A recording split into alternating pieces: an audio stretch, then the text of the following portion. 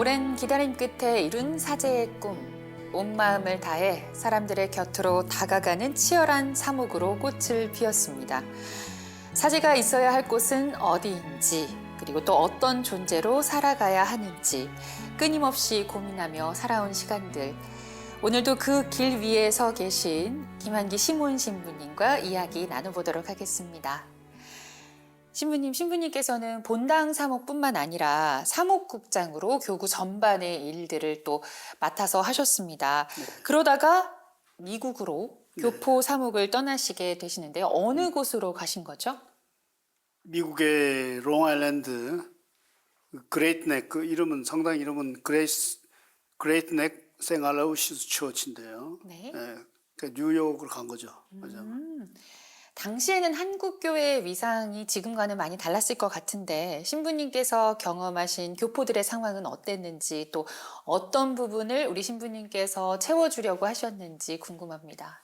네, 교포들이 여러 가지로 어려운 상태에서 살고 있더라고요.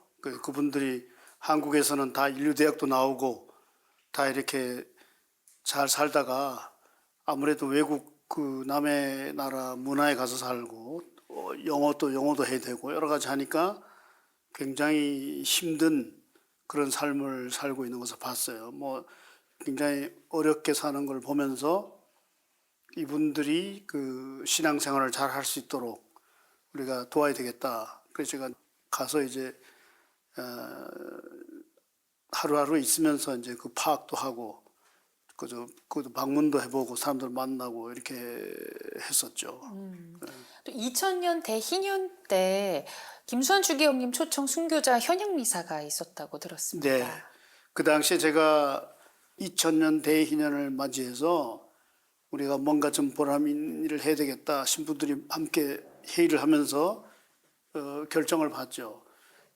그 2000년 대희년이 우리가 뭐 전 세계적으로 교회 하는 거지만 우리 한국 교포들 이민자들도 뭔가 해야 되겠다. 그래서 그 뉴욕의 생 패트릭 성당이라고 있습니다. 그 주교자선 뉴욕 대교구에 거기에서 모여서 순교자 현양 대회를 해야 되겠다. 그래서 김수환 추경님 모시고 그다음에 그쪽 일대에 있는 모든 신자들이 뉴욕, 뉴저지, 필라델피아, 커네티컷 해가지고 전부 다 이렇게 모이게 됐죠.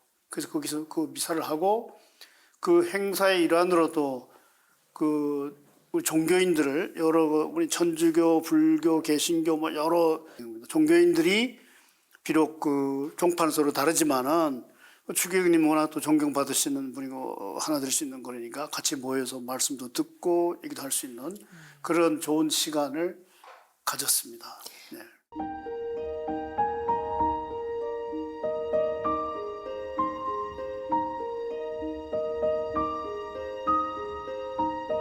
그렇게 미국에서 교포 사목을 하시고 귀국하신 후에는 태장동, 청전동, 평창 등 여러 본당에서 사목을 하셨습니다. 네. 신부님께서 본당 사제로서 역할을 하실 때 가장 중요하게 두셨던 사목의 방향이 있으셨을까요? 네, 신자들과 함께하는 소통하는 신자들은 사제들의 따뜻한 사랑을 그리워하잖아요. 하다못해 신자들이 미사에 참여하면 미사 끝나고 나서 신부님 내려가서 악수도 하고 이렇게 안부도 물어보고 그 다음에 또 이렇게 뭐 성체 조배라든가 여러 가지 기도하는 거 활동, 그리고 신부는 그 현존의 성사라고 하잖아요. 신부들이 우리 뭐 본당에 레지오 이런 거 모임이 많잖아요. 그럼 신부님이 아무리 바빠도 그 모임에 가가지고 한 말씀 해드리고 강복해드리고, 그러니까 신자들이 있는 곳에는 항상 사제가 같이 함께하면서 그 사람들 힘이 되어주고 위로해주고 어려움이 있을 때 그 어려움을 항상 나눠줄 수 있는 그런 것이 필요한 거죠. 교우들과 추억도 많으시죠? 예, 교우들 추억이 많죠. 제가 태장동에 그 처음에 가서 8년 7개월이 있었어요. 다른 신부님들이 2번 임기를 할 동안 제가 있었습니다. 그곳에서 신자들과 함께 하면서 그 뭐 무슨 명절 때라든가 뭐 특별히 함께 할 수 있을 때 체육대회라든가 뭐 이럴 때도 같이 이렇게 함께 해주고, 그다음에 저는 이제 이렇게 가정 방문을 많이 했어요. 가정 방문을. 왜냐하면은 제가 이렇게 있어 보니까, 사제 생활을 해보니까 성당에서만 만나면 그 사람에 대해서 잘 알 수가 없어요. 이 사람이 정말 어떻게 살아가는지. 직접 가정을 가보면은, 아, 이 사람 참 어렵구나. 또 이렇게 교적을 가지고 그렇게 체크해 보면은 냉담자들 왜 냉담하게 됐는지, 그다음에 외지에 나가 있는 자녀들도 많이 있고, 그렇게 해서 신자들과 늘 함께하는, 신자들의 사정을 헤아리고 그들의 그 어려운 사정을 들어주려고 하는, 그러니까 신자들은 그런 사제를 좋아하죠.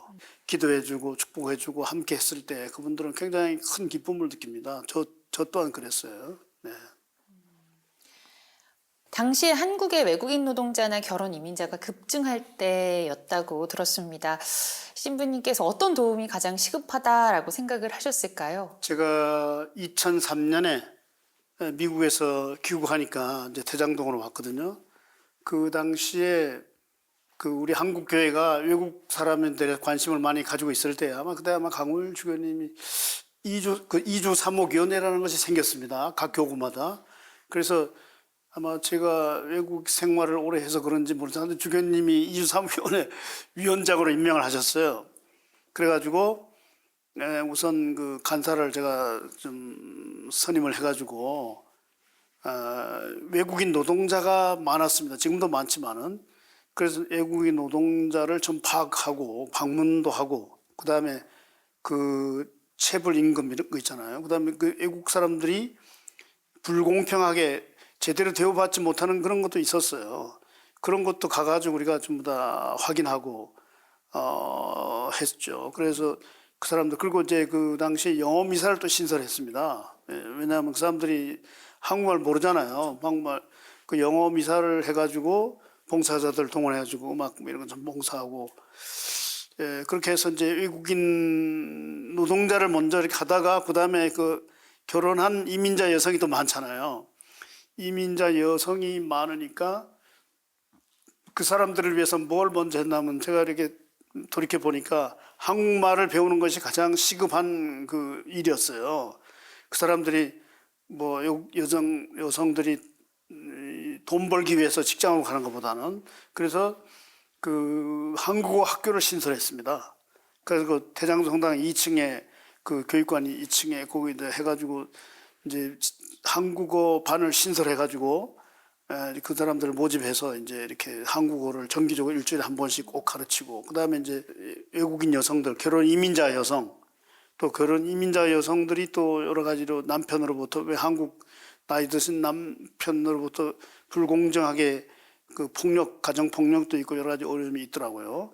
그런 거를 이제 도와주기 위해서 좀 힘을 썼고, 그 다음에 이제 그 사람들 외롭잖아요. 한국에 와가지고 아는 사람도 없고, 성당에서 그 사람들을 받아들여가지고 한국어 교육도 시켜주고 한국어 문화도 가르쳐주고, 그 다음에 이제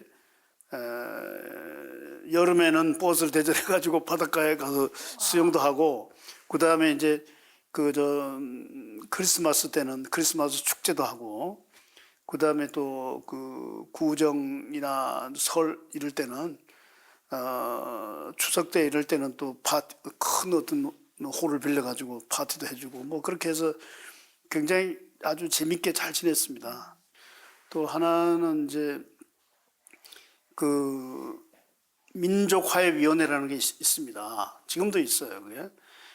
저희 그 당시에 민족화해위원회를 맡고 있는 어떤 신부님이 계시긴 했어요. 근데 이제 멀리 떨어져 있기도 하고. 그래서 그거를 제가 이제 맡아가지고 다시 이제 그 당시에 그 세터민이라고 그랬어요. 지금도 지금 세터민이 안 부르는 다른 이름으로 부르는 것 같더라고요. 우리 원주 교구에서는 처음으로 세터민 홈스테이라고 그러죠. 세터민 홈스테이를 해가지고 이제 버스가 한 2대 정도 왔습니다. 그래서 자료를 보니까 2007년입니다. 그래서 원주교 민족화해위원회 세터민 홈스테이 행사를 7월 4일, 5일 1박 2일간 했어요. 첫날 딱 오면은 우리가 성당에서 사람들을 맞이해가지고 환영을 해주고 그 다음에 이제 그 사람들을 한 사람하고 두 사람을 가족으로 보내 말 그대로 홈스테이예요. 그 가족들이 그 북한 여성들을 이제 맞이해가지고 하룻밤 같이 지내는 거예요. 같이 음식도 대접하고 뭐 그 다음 날 이제 오후에 다 이제 성당으로 다시 돌아옵니다. 그 사람들이 버스 타고 왔으니 다시 또 서로 올라가는 거예요. 그래가지고 이제 홈스테이를 1년에 한 번씩 꼭 했죠.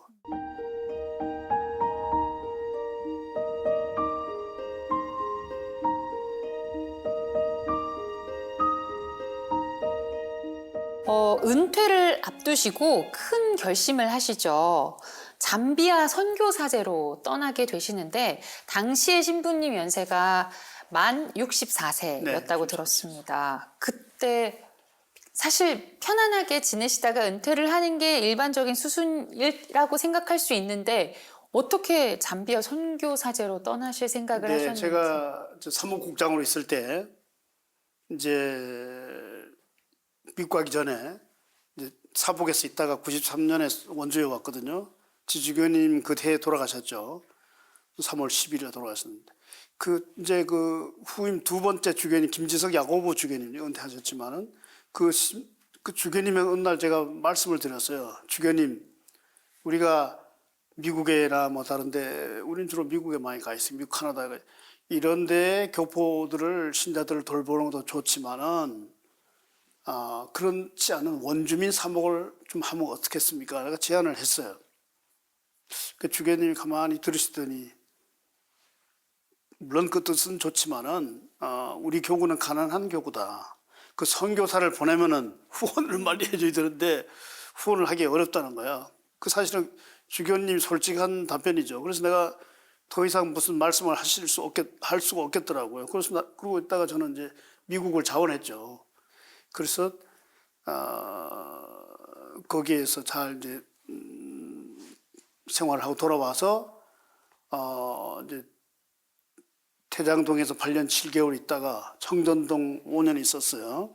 그리고 이제 주교님 바뀌어서 2014년에 주교님 오셔가지고 15년 오셔서 그 제가 평창으로 갔습니다. 평창은 아주 조그만한 산골 본당이잖아요. 조용하고. 그래서 이제 잘 지내고 있었습니다. 왜냐하면 이제 은퇴를 앞두고 이제 거기. 그래 2016년에 갔어요. 제가 평창에 16년에 가가지고 이제 성지순례 갔는데 이제 그 잠비아로 모집한다는 거기 떴더라고요. 잠비아 선교사. 잠비아 선교사를 네. 잠비아 알릭 반다라고 하는 그 주교님이 한국에 오셨는가 봐요. 아마 그때 평창 그 황창현 신부한테도 들렸을 겁니다. 그 수원 교구는 많이 가 있으니까. 그래가지고 잠비아에 원주 교구 신분 하나를 원한다고. 그래서 내가 그걸 보면서 내가 이루지 못한 꿈을 옛날에 내가 뜻을 가졌었는데 그때도 뭐 제가 나이가 적은 건 아니었지만은 그래서 이제 마지막 기회다. 내가 만 64시니까 이제 한 조금만 있으면 은퇴하잖아요. 그래서 내가 한번 가볼까 생각했던 거예요. 그래서 내가 성지순례 중에 그걸 봤으면 노트북 가지고 갔으니까 집에 돌아와가지고 자세한 서류가 있더라고요. 그래서 이제 제가 연락을 했죠. 교구청에 내가 가도 되겠느냐고. 그래서 내가 자원했다 해가지고 나보고 됐다고 그러더라고요. 그래서 내가 아니 혹시 젊은 신부 신청한 사람 없냐고 하니까 없대요. 그래가지고 이제 준비를 하게 돼서 가게 된 거죠. 선교지에서 필요한 자금을 마련하는 일도 쉽지 않았을 것 같은데 네. 성당 건립이나 아이들을 돕기 위해서 하신 어떤 노력들이 있었는지 들려주실 수 있을까요? 교포 사목 내가 했잖아요. 그 미국에 아는 신자들이 많으니까 신자들한테 좀 도움을 청해야 되겠다. 그 사람들은 달러 그래 거기 가서 좀 돈을 모금해가지고 오고 그 다음에 이거 지금 사랑이 피어나는 곳에 거기도 한 3천만 원 이상 돈이 들어왔을 거야 아마.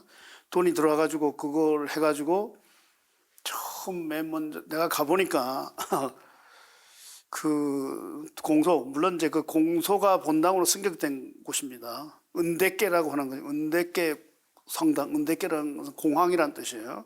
거기에 공소였는데 그거를 내가 가니까 내가 9월 15일 날 도착을 했는데 주교님 그 안 계셨어요. 독일인가 어디 가셨더라고. 그 이제 소급을 해가지고 제가 본당 신부로 임명이 됐습니다. 가보니까 성당 바닥이 흙바닥이에요. 흙바닥이고 뭐 형편없죠. 뭐 우리가 한국에서 상상할 수 없는 그런 곳이에요. 안 되겠어. 그래서 우선 물을 파야 되겠다. 그 다음에 성당 리모델링을 먼저 해야 되겠다. 그 다음에 성당 화장실을 져야 되겠다. 그 다음에 사제관이 따로 없었어요. 사제관이 없으니까 한 13, 14km 되는 그 처음에 가서 프란시스 데일이라고 거기서 13, 14km 되는 본당의 공동 사제관이에요.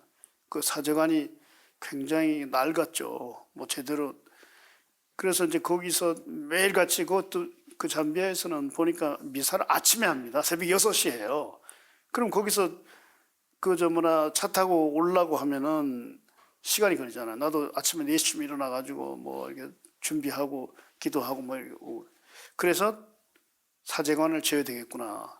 그 사제관 짓기 전에 이제 내가 교육과를 먼저 짓겠다고 생각했었어요. 왜냐하면 사제관 돈 좀 많이 들어가니까.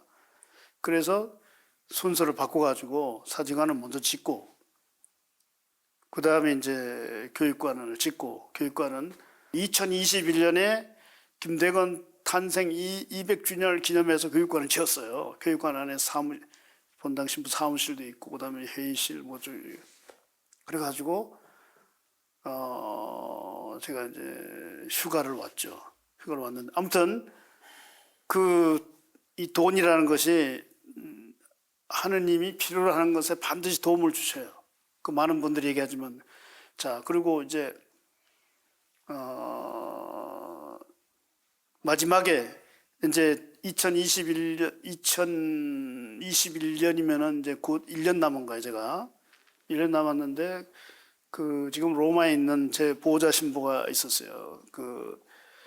슈라, 보호자 신부가 나보고 그러는 거예요. 그 휴가 갈 때. 신부님, 제가 한 가지 청이 있습니다. 한국 가시면서 신부님이 다 뭐 사제관도 짓고 화장실 짓고 다 했는데 성당을 작지만은 조그만하게 하나 지으면 좋겠습니다. 그런 얘기를 하는 거예요. 그래서 내가 그 신부님 보고 그랬어요. 내가 지금 할 수가 없다. 그래서 한번 생각을 해보라는 거예요. 그래서 생각을 하긴 했죠. 근데 여름에 와가지고 그때 코로나 때였습니다. 한 달 동안 공항 근처에서 면역 들어갔었어요. 자가 격리 들어갔다고. 2주 했죠. 그래가지고 평창에 가니까 황창년 씨가 나를 찾는다는 거야. 왜 찾나? 내가 휴가 올 때는 내가 한번 가끔 들리긴 했어요. 왜냐하면 황창년 신부님이 잠비아에 계속 이제 왔다 갔다 했잖아요. 지금도 1년에 한 번씩 가죠. 그래가지고 내가 그 신부님한테 특별히 얘기한 것도 없는데 성당 짓는다는 그 얘기를 들은가 봐요. 신부님이 자기 돈 좀 보태가지고 2억 4천을 그때 받은 겁니다. 그리고 그뿐만 아니라 그때 이제 여기 가톨릭 신문, 평화신문에서 대대적으로 저에 대해서 그 기사를 막 내줬어요. 내줘가지고 너무너무 감사할 일이죠. 뭐냐면 내가 잠비아 신자들에게 사랑 전하는 늦가기 선교사 파더 킴 이렇게 있고, 그 다음에 가톨릭 신문에서도 또 이렇게 내줬어요. 내주면서 그러니까 많은 분들이 이걸 보고 매스컴의 힘은 큰 겁니다. 도움을 주셔가지고 이제 힘을 얻게 됐죠. 그래서 내가 한국에 돌아가가지고 잠비아에 돌아가서 여러분의 기쁜 소식이 있습니다. 뭔 기쁜 소식이? 내가 성당을 짓기로 결심했다고 얘기를 한 거예요. 그분들이 성당을 지어달라고 나한테 얘기한 적 없어요. 내가 보니까 성당이 너무 하는 데는 지장 없지만은 불편하죠, 사람들이. 그래서 많은 사람들이 도움을 줬기 때문에 그래가지고 성당을 마무리 짓고 지금 이제 오늘에 이르고 있습니다. 이르고 있고 내가 돌아왔는데도 계속 사람이 지금도 계속 뭐 와요. 도와달라고. 병원에 가야 되는 돈이 없다. 무슨 뭐 그래서 돌아와서도 조금씩 이렇게 내가 좀 여유가 생기면 조금씩 도와주고 이렇게 하고 있습니다. 신부님을 잠비아로 이끌었던 생각, 그 가장 가난한 이들 곁으로 직접 가셨던 그 시간 동안에 사제의 역할이나 소명에 대한 생각도 어떻게 변화를 했는지도 궁금합니다. 네, 저도 뭐 잠비아에 가기 전에도 그런 생각은 항상 있었지만은 잠비아에 가서 보니까 가난이 어떤 것을 알게 됐어요. 야, 사람들이 이렇게 가난하고 힘들구나. 자기 뭐 돈이 없어서 신발도 제대로 못 신고 제대로 옷도 제대로 못 입고 항상 보면은 어렵잖아요. 그래서 정말 사제는 정말 가난을 직접 체험하지 않으면은 하느님께서 말씀하시는 가난한 자들의 깊은 소식을 전하는 의미를 모르게 될 것 같아요. 물론 우리나라에도 가난한 사람 많죠. 그러나 특히 이제 잠비아나 이런 데에서는 도움을 받을 길이 없으니까 할 수 있다면 조금씩만 절약하면은 그 사람들을 충분히 도와줄 수 있다 이렇게 생각합니다. 그렇게 잠비아에서 많은 사람들을 도와주시고 돌아오신 후에는 바로 원로 사목자의 길로 들어서십니다. 네. 그런데 그 은퇴식을 안 하셨다고 들었어요. 아쉽거나 왜 그랬나 하면은 제가 이제 조금 그 2023년이 이제 제가 만 70이에요. 만 70이 조금 되기 전에 그 오니까 총대리 신부님이 그러는 거예요. 그 전에 이제 왜냐하면은 은퇴가 얼마 안 남았으니까 본당을 줄 수는 없다. 그래서 나보고 은퇴를 할 거냐 아니면 뭐 요양을 할 거냐. 그래서 난 요양은 필요 없다. 난 뭐 그러다 몸이 아픈 것도 아니고 건강. 그래서 그냥 은퇴하겠다고 바로 그렇게 얘기했죠. 나는 본당이 없었잖아요. 내가 본당이 없는데 물론 옛날에 있던 본당 다 있죠. 뭐 태장동, 뭐 평창, 청정 있지만은 그 사람들한테 그 하게 되면 민폐가 될 것 같은 그런 느낌이 들더라고. 내가 잠비아에서 마지막으로 잘 이제 성대한 거라기보다도 아주 기쁘게 신자들하고 잘 했으면 그걸로 끝이지. 뭐 한국에 와서 또 무슨 영광을 받으려고 내가 그 할 거냐. 그래서 인간적으로 조금 서운한 건 있지만은 뭐 별로 그렇게 그 마음 왜냐면 큰 그게 없는 것 같아요. 난 그거 아쉬움이 내가 오히려 영광스럽게 잘 마치고 돌아온 것 자체가 나는 하느님께 드릴 수 있는 가장 큰 선물이다 이렇게 생각한 겁니다. 제 신부님 이제 마지막 질문입니다. 네. 사제로서 평생을 살면서 힘든 순간에 우리 신부님을 붙잡아준 성구나 복음 말씀이 있다면 어떤 게 있을까요? 그 내가 마음에 드는 내가 성구는 내가 사제 서품 상본에 요한복음 15장 16절 내가 나를 뽑은 것이 아니라 내가 너를 뽑았다 세웠다. 그리고 갈라티아서 바오로 사도의 갈라티아서 2장 20절 이제 내가 사는 그리스도께서 내 안에 사십니다. 그리스도께서 내 안에 사신다는 그것을 제가 호주 신학교에 있을 때 그 앞에다 책상 위에 붙여놨어요. 3년 동안 내가 있으면서 호주에 신학교. 그래서 그것도 그렇고 그다음에 그걸 생각한 거죠. 내가 42.195 3분의 1이면 그때는 14kg 좀 되잖아요. 그걸 뛰면서 힘들었는데 내가 그 완주를 할 수 있다는 거는 그때 힘들었지만 이제 예수님이 나와 더불어 뛰신다 이렇게 생각하니까 힘을 내고 내가 할 수 있었다고. 마찬가지예요. 사제 생활이 혼자서 내가 하면 애롭고 쓸쓸하고 힘들잖아요. 못하잖아요. 예수님이 나와 함께 하시면은 내가 힘을 얻고 어떤 것이라도 할 수 있다. 우리가 나한테는 불가능한 것이 없다고 그랬잖아요. 그 말씀을 항상 생각하면서 살고 있죠. 사제의 삶은 특별한 곳이 아니라 사람들이 살아가는 자리에서 완성된다는 것을 새삼 느끼게 되는데요. 함께 걷고 함께 아파하며 끝내는 함께 살아가는 삶. 김한기 신부님의 사목 여정은 사제가 어떤 존재여야 하는지 다시 한번 생각해 보게 됩니다.